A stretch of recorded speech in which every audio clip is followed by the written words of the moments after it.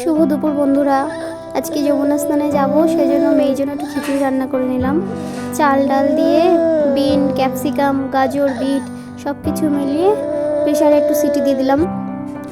তার মধ্যে একটু হলুদ, একটু লবণ, একটু স্বাদের জন্য একটুখানি অল্প একটু মিষ্টি দিলাম আর সরষের তেল দিলাম। দিয়ে ভালোভাবে সিটি মেরে আমরা একটা ছোট কৌটোর মধ্যে গুছিয়ে নিলাম। ওখানে নিয়ে গিয়ে খাওয়াবো, নাহলে আমার মাম্মামের খিদে পেয়ে যাবে।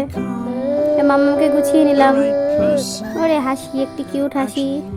তারপরে আমরা সবাই টোটো করে আর মাম্মাম তার দাদার সঙ্গে বাইকে করে চলে গেল যমুনা স্নান করতে। ওখানটায় গিয়ে খুব মজা হয়েছে, অনেক লোকজন, সবাই স্নানে এসেছে।